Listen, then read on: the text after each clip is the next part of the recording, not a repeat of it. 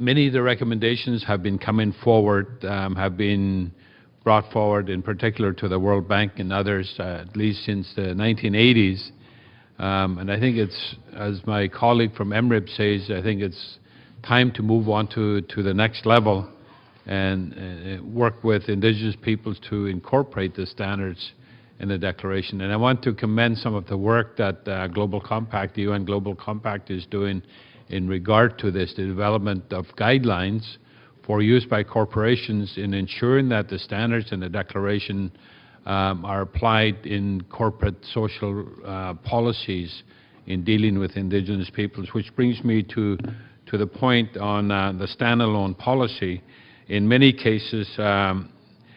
institutions have taken the approach of grouping Indigenous peoples into larger vulnerable groups and therefore obscuring Indigenous peoples' rights in development process. I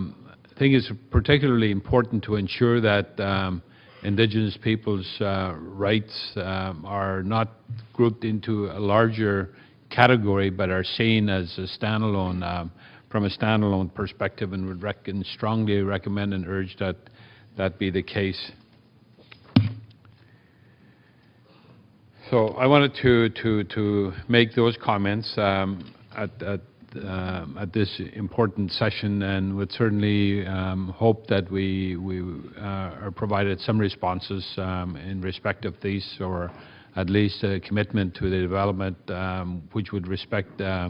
new standards that prevent violations of Indigenous peoples' rights where development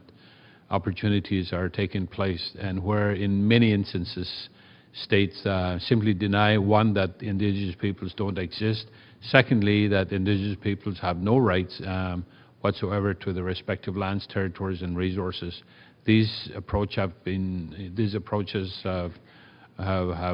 been used then by corporations and financial institutions to allow financing for projects to proceed. Thank you.